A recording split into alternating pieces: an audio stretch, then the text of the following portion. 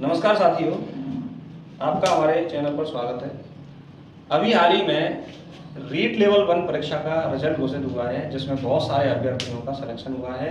2 गुने अभ्यर्थियों को पास किया गया है। अब जिन अभ्यर्थियों को पास किया गया है, 1-2 दिन में उनके मार्क्स वेबसाइट पर अपलोड हो जाएंगे, वो सभी मार्क्स देखेंगे। लेकिन सभी अभ्यर्थियों के मन में ये रहता है कि हम अपने डॉक्यूमेंट कौन कौन से तैयार रखें, जिससे कि जब डॉक्यूमेंट वेरिफिकेशन का समय आएगा तो हमें कोई असुविधा ना हो। तो आज हम डॉक्यूमेंट वेरिफिकेशन के बारे में चर्चा करेंगे कि रीट परीक्षार्थियों को जिन्होंने रीट पर 2 गुने में सेलेक्ट हुए हैं, उन सभी परीक्षार्थियों को कौन कौन से डॉक्यूमेंट बहुत जरूरी हैं।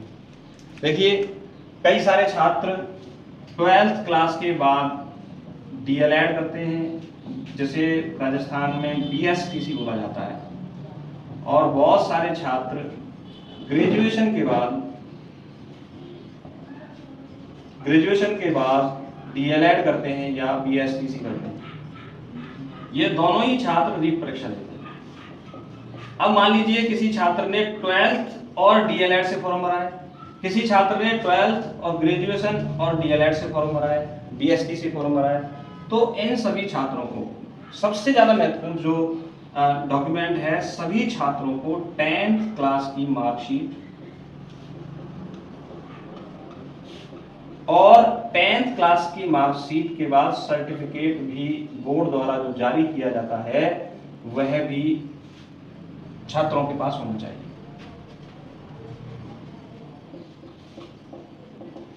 बोर्ड द्वारा जारी किया गया सर्टिफिकेट छात्रों के पास होना चाहिए। तो 10वीं के 2 डॉक्यूमेंट हमारे पास होने चाहिए। एक तो 10वीं क्लास की मार्कशीट और दूसरा होता है जो बोर्ड द्वारा जारी किया गया सर्टिफिकेट। 10वीं की मार्कशीट सबसे ज्यादा जो महत्वपूर्ण होती है, आपका नाम और आपकी जन्म तिथि के बारे में सूचना देती है। और जब भी आपका डॉक्यूमेंट वेरिफिकेशन होगा तो इन दोनों कागजों को सबसे पहले देखा जाएगा।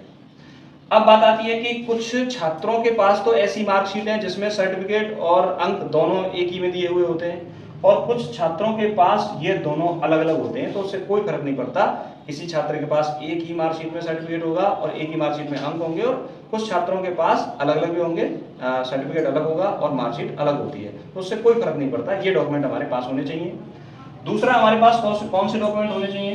सभी छात्रों के पास 12th क्लास की मार्कशीट होनी चाहिए और बोर्ड द्वारा दिया गया सर्टिफिकेट होना चाहिए। अब वह बोर्ड कोई सा भी हो सकता है, वो सीबीएसई बोर्ड भी हो सकता है, आरबीएसई भी हो सकता है, या आप किसी अन्य बोर्ड से भी अपना 12th क्लास पास किया है, चाहे वो यूपी बोर्ड हो, चाहे वो राजस्थान बोर्ड है, किसी भी बोर्ड का होगा। दोनों की मार्कशीट और दोनों के सर्टिफिकेट हमें जरूरी होते हैं। लेकिन अगर हम नाम की बात करें तो नाम और जन्म तिथि के लिए जो मान्य है, वह मान्य है 10वीं क्लास की मार्कशीट और सर्टिफिकेट हमारे लिए सबसे पहले मान्य है। अब हम बात करते हैं कि इसके साथ साथ और क्या चाहिए। तो जिन छात्रों ने, मान लीजिए कुछ छात्र ऐसे होते हैं जिन्होंने ग्रेजुएशन भी मेंशन किया होता है कि मैंने, जिन छात्रों ने फॉर्म भरते समय मिनिमम क्वालिफिकेशन तो 12th हो गई, लेकिन फॉर्म भरते समय उन्होंने ग्रेजुएशन मेंशन किया है, तो ग्रेजुएशन की मार्कशीट भी होना जरूरी है।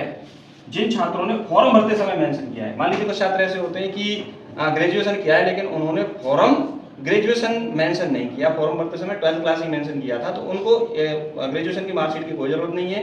लेकिन जिन्होंने ग्रेजुएशन मेंशन किया है, उनको ग्रेजुएशन की मार्कशीट की बहुत जरूरी है। अगर ग्रेजुएशन की मार्कशीट जरूरी है तो यूनिवर्सिटी की डिग्री होना भी बहुत जरूरी है। ये डिग्री भी आपकी देखी जाएगी। अगर मान लीजिए किसी के पास डिग्री नहीं भी है, तो यूनिवर्सिटी द्वारा प्रोविजनल डिग्री बनाई जाती है, जो कि आपके डॉक्यूमेंट वेरिफिकेशन के साथ प्रस्तुत करने की आपको जरूरी होती है। चौथी चीज जो होती है कि आपके पास बीएसटीसी का डिप्लोमा होना चाहिए या फिर डीएलएड का डिप्लोमा होना चाहिए। ये इसकी मार्कशीट और सर्टिफिकेट दोनों आपके पास होने चाहिए। जिस बोर्ड या संस्था द्वारा आपको दिए जा रहे हैं, चाहे वो केंद्रीय संस्था हो, चाहे वो किसी भी राज्य की संस्था हो, दोनों ही संस्थाओं द्वारा जो आपको बीएसटीसी या डीएलएड के जो सर्टिफिकेट दिए गए हैं, वो सर्टिफिकेट और उनके जो प्रमाण पत्र हैं, सभी छात्रों को उस समय डॉक्यूमेंट वेरिफिकेशन के साथ ले जाना अनिवार्य होता है। ये तो एकेडमिक क्वालिफिकेशन की आपके डॉक्यूमेंट वेरिफिकेशन की बात हो गई। अब हम बात करें कि छात्रों को और क्या जरूरी होता है। तो छात्रों के लिए जिनका मूल निवास राजस्थान का है तो राजस्थान से, राजस्थान के बाहर के निवासी हैं तो उनको अपना मूल निवास देना अनिवार्य है। अब यहाँ पर आ जाता है अतिरिक्त जो सर्टिफिकेट आता है वो आता है कास्ट सर्टिफिकेट। कास्ट सर्टिफिकेट आता है, जैसे मान लीजिए कोई ओबीसी से बिलोंग करता है तो ओबीसी का कास्ट सर्टिफिकेट होना चाहिए नॉन क्रिमी लेयर का। अगर एससी एसटी से बिलोंग करता है तो एससी का होना चाहिए और एसटी का होना चाहिए। ये सर्टिफिकेट होना बहुत जरूरी है।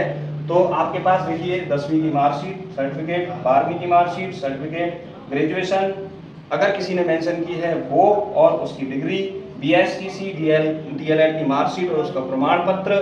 सभी छात्रों को देना होगा क्या, मूल निवास। जो राजस्थान से बाहर के छात्र हैं उनको कास्ट सर्टिफिकेट की देने की जरूरत नहीं है, क्योंकि उनको जनरल कैटेगरी में गिना जाएगा। चाहे वो राजस्थान से बाहर किसी भी जाति से बिलोंग करते हो, चाहे वो एससी एसटी के यदि छात्र भी हैं तो भी राजस्थान में यदि राज्य के बाहर के छात्र हैं तो उनको जनरल में मेंशन किया जाएगा, अगर उनकी मेरिट जनरल के हिसाब से बन रही है। तो सभी छात्रों को इन संस्थाओं द्वारा चरित्र प्रमाण पत्र भी दिया जाता है।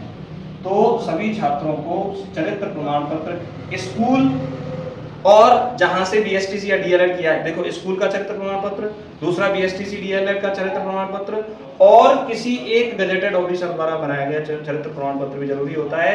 यह चरित्र प्रमाण पत्र इसलिए दिया जाता है कि वह व्यक्ति छात्र जीवन में कैसा रहा है, उसका चरित्र कैसा रहा है, एक फॉर्मेलिटी के रूप में दिया जाता है, लेकिन संस्था द्वारा या सरकार द्वारा मांगा जाता है। तो इन महत्वपूर्ण डॉक्यूमेंटों को आपसे मांगा जाएगा और आपने जो रीट परीक्षा का फॉर्म भरा होगा उस रीट परीक्षा के एप्लीकेशन फॉर्म की फोटोकॉपी आपके पास होना जरूरी है। आपकी रीट की जो मार्कशीट है वह भी आपके पास होना जरूरी है, और आपका जो रिजल्ट जारी किया गया है मेंस एग्जाम का वह रिजल्ट भी आपके पास होना जरूरी है। यानी इन सभी कागजों को उस रिजल्ट के आधार पर ही आपका वरीयता दी जाती है, आपको वरीयता का क्रम दिया जाता है। तो वह सभी चीजें आपके पास होना बहुत जरूरी है। आशा करता हूं कि आपको ये समझ में आया होगा कि आपको डॉक्यूमेंट वेरिफिकेशन के लिए किन किन कागजों की आवश्यकता है। इन सभी कागजों की कम से कम तीन फोटोकॉपी आप जरूर करा लें और उनको एक अलग सेट बना लें, और एक मूल कागजों की फोटोकॉपी रखें अपने पास। जब भी आप डॉक्यूमेंट वेरिफिकेशन कराने जाएंगे तो इन सभी कागजों को आप लेकर जाएंगे। जो आपने फॉर्म भरा है वो आपका आरटेट का प्रमाण पत्र की जो प्रमाण पत्र है उसकी फोटोकॉपी, प्रमाण पत्र ओरिजिनल, और आपकी जो रीट मेंस परीक्षा का जो रिजल्ट है वो होना चाहिए आपके पास। आपका जो रैंकिंग सिस्टम है, रैंकिंग जो प्रमाण पत्र आपको सरकार द्वारा जारी किया जाएगा वो होना चाहिए, और उसके साथ साथ ये सारे डॉक्यूमेंट होने चाहिए जिसके द्वारा आप अपने डॉक्यूमेंट वेरिफिकेशन को आसान बना सकते हैं। तो आप यदि किन्हीं छात्रों ने इन सभी डॉक्यूमेंटों को पूरा नहीं किया है, या कोई कमी रह रही है, यूनिवर्सिटी से कमी है या बोर्ड से कोई कमी है, तो वो जल्दी से जल्दी अपने मार्कशीट और प्रमाण पत्रों को निकलवा लें, जिससे कि उस समय आपको ज़्यादा भागादौड़ी ना करनी पड़े और आपको असुविधा ना हो। ठीक, आपको ये बात समझ में आ गई होगी, और अधिक जानकारी के लिए इस चैनल को सब्सक्राइब जरूर करें। धन्यवाद।